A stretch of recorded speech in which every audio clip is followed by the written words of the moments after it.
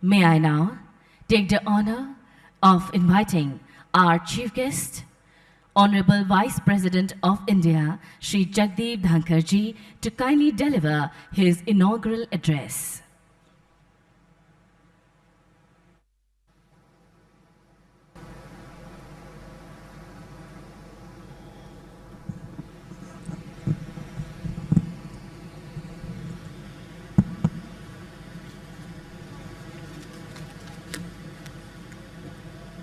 Namaskar. Greetings to everyone present here. Honorable Governor of Assam, Professor Jagadish Mukhi ji, Honorable Chief Minister of Assam, Dr. Himanta Biswa Sharma, National Convenor, Pravah, Shri Nandakumar ji, Working President Lokmanthan 2022, Dr. Gargi, Saikia, Mahanta ji, distinguished audience, congratulations to the artists who made available to us cultural fiesta indicative of richness of this region. Grateful to the Honorable Chief Minister for very kind words. These are contestable. He has invited me. I am known to accept invitations from friends. I await a formal invitation. I will be with you all.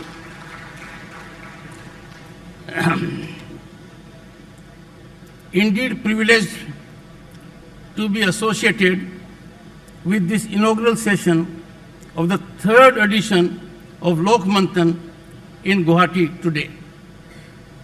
It is indeed a very appropriate place for such an occasion and function. It is satisfying to learn that Lokmanthan 2022, with the theme of Lok Parampara, is celebrating the culture and ethos of northeastern India and facilitating a dialogue between artists, intellectuals, and academicians drawn from various parts of the country to recognize many historical traditions of Bharat. Compliment Pravah for organizing this national level colloquium over the years to bring out the hidden treasures of our traditional knowledge. Warm regards to the local organizations, Intellectual Forum of Northeast and Assam Tourism Development Corporation for their earnest productive efforts. India has a great, unrivaled heritage of debate, discussion, knowledge sharing, public discourse, and intellectual brainstorming.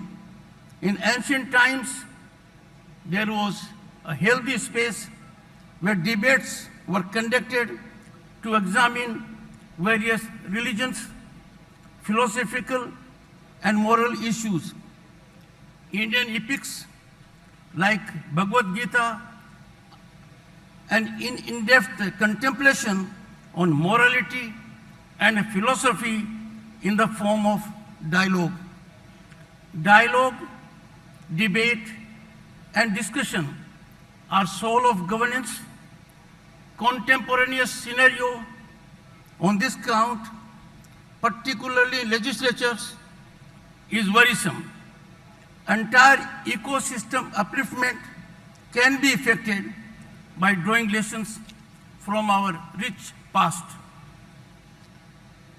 The great Brad Vanikaga Upanishad itself was firmed up on discussion, such as Yajnavalkya Gargi dialogue historical dialogue in which the sage Gargi, in a philosophical debate, challenging sage Yagavasle with intriguing questions on the issue of Atma.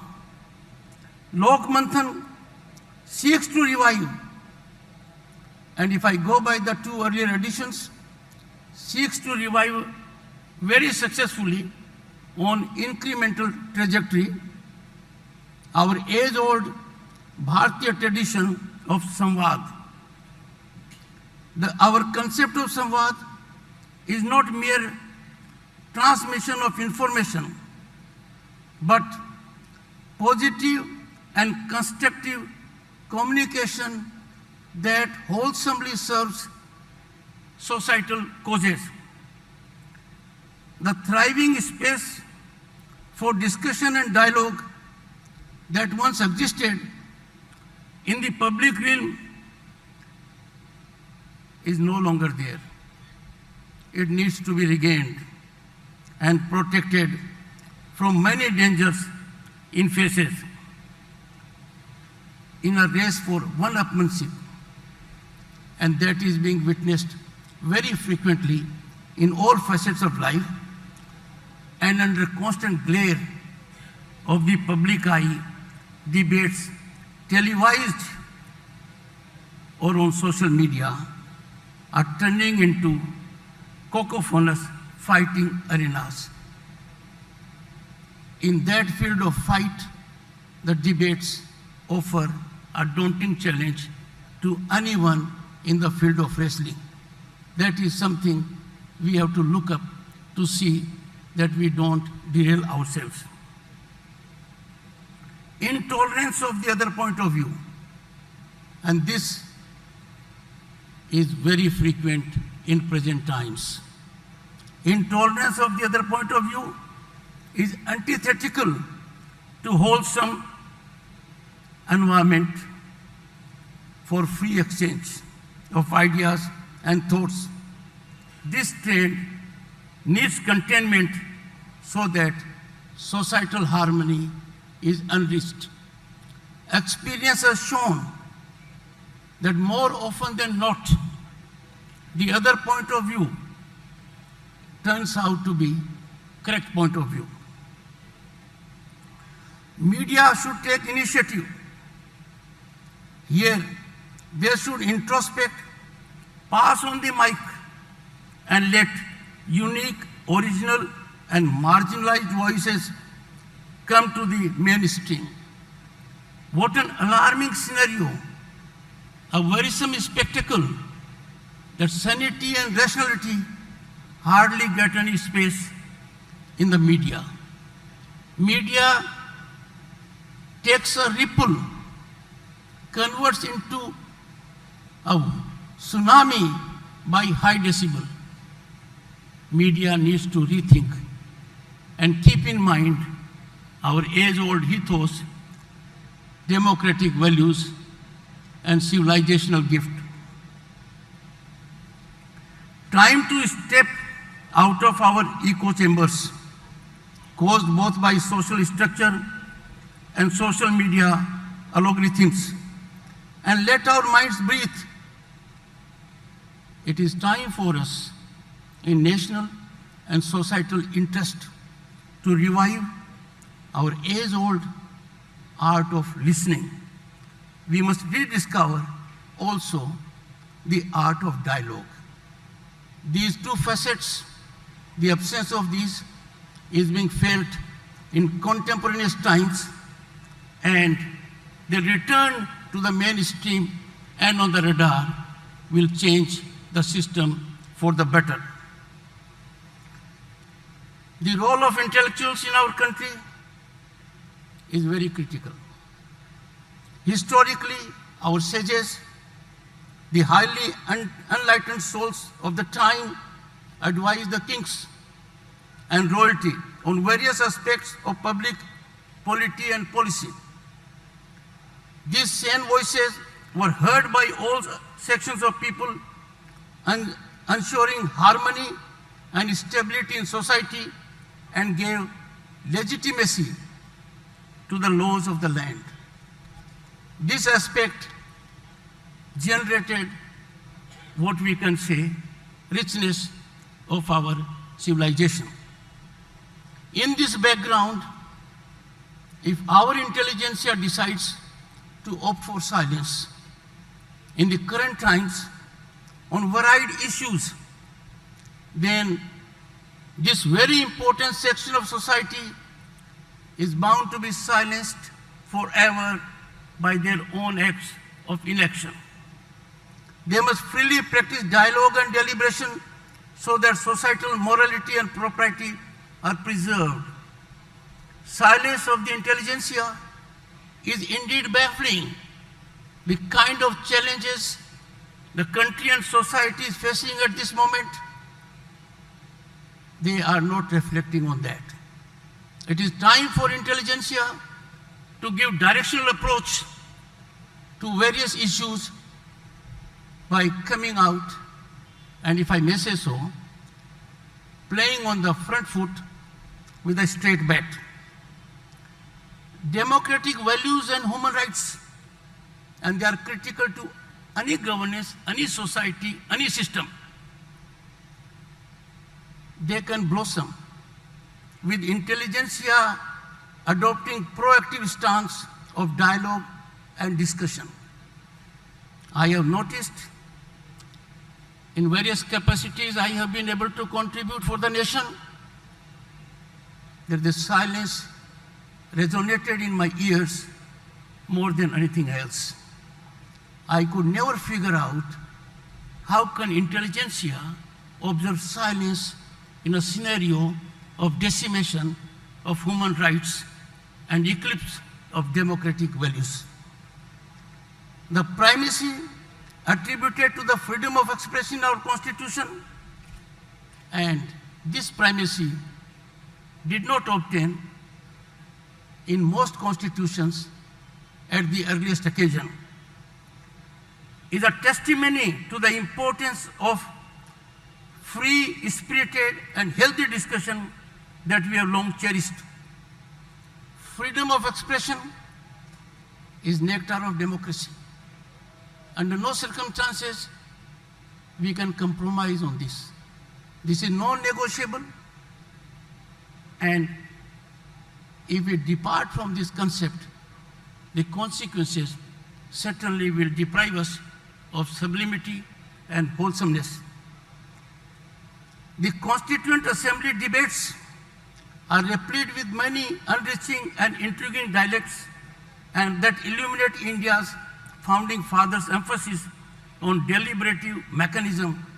This mechanism by itself paves way to resolution of many issues facing us today. Reflecting in the context of Constituent Assemblies, we must be aware they faced most intractable, difficult situations, and they were debated in a composed manner with respect to each other's point of view, and sometimes their points of view were not reconcilable. In the times we live, the theaters of legislature need to rethink. Their core work, their core values are being self-destroyed. If issues that are required to be deliberated, discussed on the floor of legislature come to be debated on the streets, that will offer a challenge which can be met only by restoration of decorum, discipline in the legislatures. The framers of the Constitution have envisioned a wholesome balance between three institutions: legislature, executive, and judiciary. None of these institutions can claim either dominance or primacy over the other. All these three institutions have to act in tandem and togetherness, in constructive harmony, realizing supremacy of the Constitution. in this situation also, the intelligentsia has a great role to play. And if intelligentsia undertakes, then synergical stance of these institutions will really help the country to a great extent. Be it from legal community, public representatives, the executive, or thinkers from civic society, each one has to ensure harmonious working of the three branches of the state through deliberative mechanism. Any transgression by one institution, howsoever subtle, howsoever non-invasive, has the potential to upset the apple cart of democratic governance. While the primary responsibility lies with those at the helm of affairs of these institutions, I can say a greater responsibility lies with the members of the civil society and thinkers, intellectuals. Another concerning trend that has to be curtailed is the problem of pseudo-intellectualism. One is baffled that in our country, iconic status is accorded on parameters that have no rationale, on parameters that are generated by event management. There is no scrutiny of this aspect. Can public space be allowed to be dominated by media-created or event-created giants, eclipsing the authentic repository of this particular category? I am sure people, thinkers, would catalyze a situation where this category that offers a challenge to the country, which is on the rise from any corner of the globe, every time something good is happening in the country. I wonder what is their premise of not sharing and enjoying the growth story of this country. The world is amazed that 90 crore people were fed by this country during COVID for nearly 2 years. The world is stunned that 250 million people could be part of banking inclusivity and get benefit. I know out of experience, as a young lawyer, the bank that gave me 6,000 rupees for my library made my life. Now, governmental systemic arrangement is you need to have an idea. Money is not a consideration, be it 250 million or 2,500 million. And I'm saying so because many have availed of this opportunity and given us some of the startling startups, genius of Indian mind. But this phenomena of being authentic, transparent, and accountable can be seen in one facet only, for instance, though it is available in several facets of governance. Recently, conferment of Padma Awards to deserving people through transparent process is a soothing aspect that has been widely acclaimed. I can share it with you. As Governor of West Bengal, I noticed that the people who got Padma Awards were not known. But the moment Padma Award was given to them, the society rose. Right person has been given Padma Award. And that is a scenario all over the country. Patronage is no longer a passage for getting Padma Awards. As a matter of fact, patronage should not be a passage to get anything in a democratic society if we have to realize the preamble of our Indian Constitution, and right of equality and fundamental rights. As a people, we are bound by a common cultural thread that underpins and recognizes and resonates across all regions of the country, relevant at all times. This commonality of our entire nation is manifested in the life of our ordinary people. On this point, I would like to indicate a reflection made by father of the Indian Constitution, Dr. Ambedkar. I quote, "It is the unity of culture that is the basis of homogeneity. Taking this for granted, I venture to say that there is no country, I repeat, there is no country that can rival the Indian peninsula with respect to the unity of its culture," unquote. As chairman of Eastern Zone Cultural Center that covers the entire field of Northeast, while being governor of West Bengal, I noticed it, felt it, experienced it, and was enamored of it.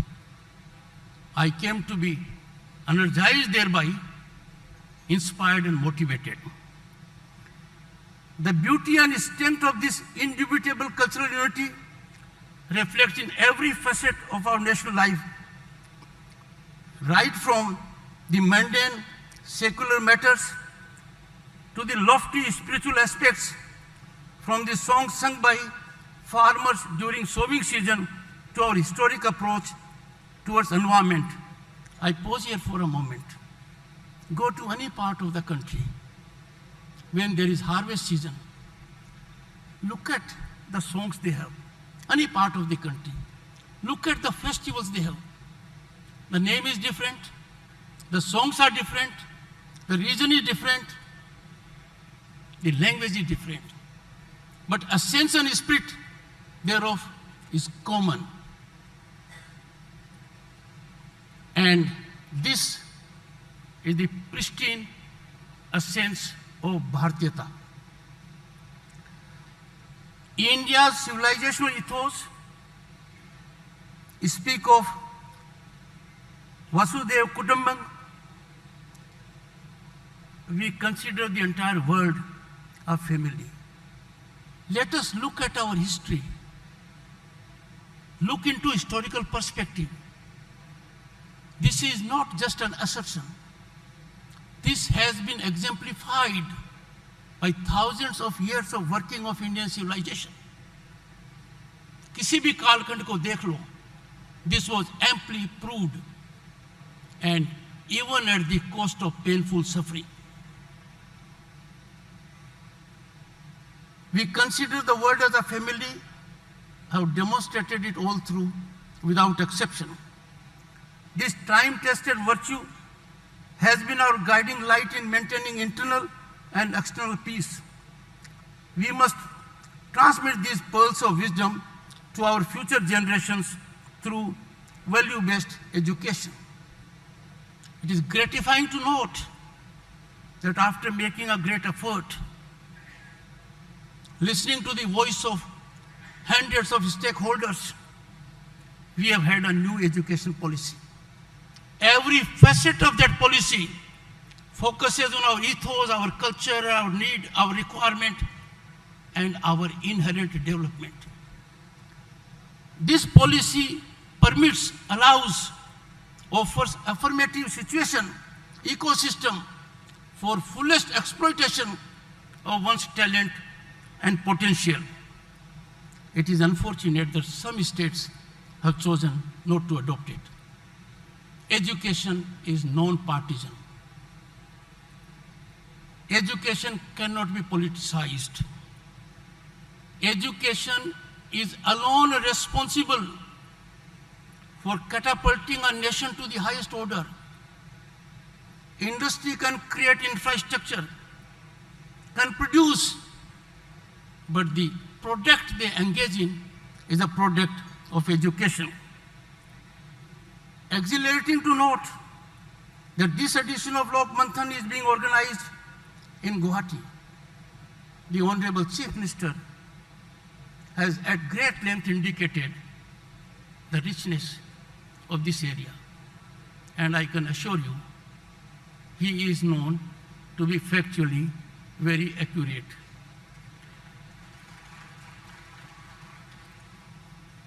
The Sanskriti of Bharat is something which is non-negotiable.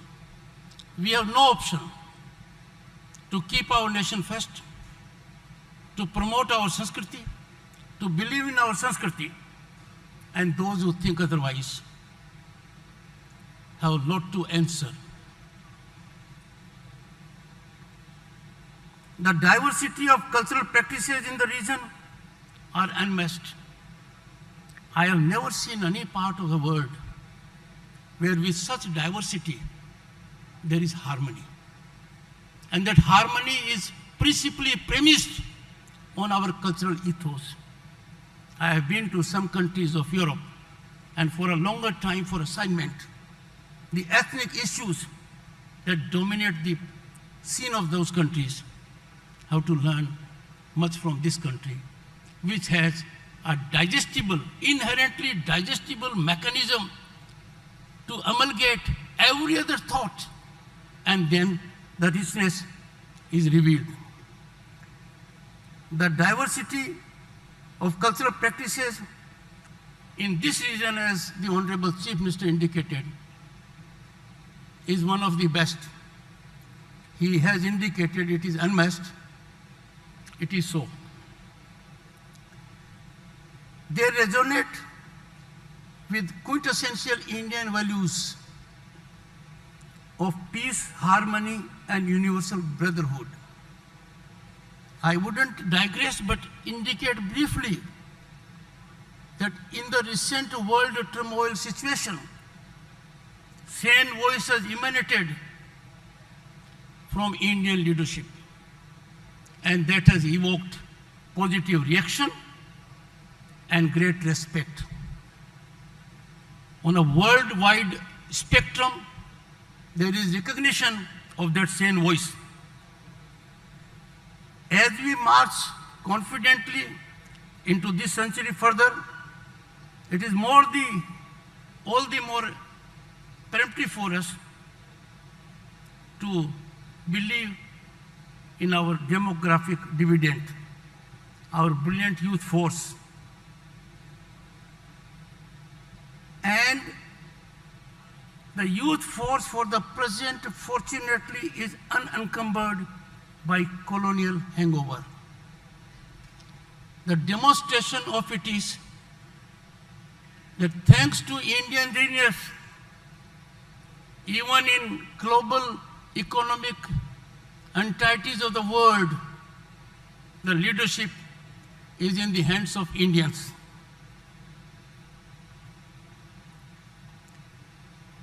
We must empower our youth further beyond governmental efforts. The government has engaged in great innovative steps. They are yielding fruits. But geometrical dimension of these efforts will take place when people in industry, business, trade, intelligentsia, academia also lend their helping hand. I have seen for myself the hand-holding approach was seen in sublimity during the trying times of COVID. As we are exposed to diverse traditions of India, hope that we approach them with open mind and with a sense of rational inquiry. As a society, it is necessary that we develop a sense of our own history, which includes our traditions, local art forms, innumerous dialects. Only then can we be truly independent in mind and spirit. The approach to reject an idea on partisan grounds at a drop of hat is a tendency that can be curbed by the common man, the intelligentsia, the academia. We must be open to all ideas And it is only after deep deliberation, dialogue, and discussion that the judgmental mode must be reflected. Glad to see that many sessions over the next few days will highlight parampara in various facets of our life, be it agriculture, education, environment, culture, and other aspects. I am confident these sessions will remind us of our duty in preserving our traditions and consolidating them. Before concluding, I would like to give a quote from a Supreme Court judgment. It is said quite often, your past never leaves you. Your shadow always accompanies you. So my being a legal professional, even though technically that part is suspended, I continue to be éclavé of that. I would therefore conclude, and for the reason that the wise thoughts have emanated from someone who has lived in this area for long. The judgment of the Supreme Court says, I am quoting, then I'll give the name of the author of the judgment. A professor of Cambridge, I'm quoting, a professor of Cambridge University is deeply engrossed in his studies, in his calm chamber. Professors are used to doing that. They are more productive when they are in their chamber. An agitated English soldier enters the study room and accuses the professor in not sharing the trauma of war which he and many others like him are facing while fighting Germans. A normal reaction emanating from robust common sense. The professor calmly asks the young soldier for whom he is fighting for. Professors are known to ask difficult questions. This was a very simple question posed by the professor to the soldier. Quick comes the reply, and the soldier says, to defend the country. A very logical answer will impress anyone, but professors are known to unsettle things when they appear to be settled otherwise. The wise man wants to know what is that country to defend which is prepared to shed his blood. The soldier's mind is activated and agitated. The soldier replies, it's a territory and its people. The professor was unstoppable. He goes to the next level.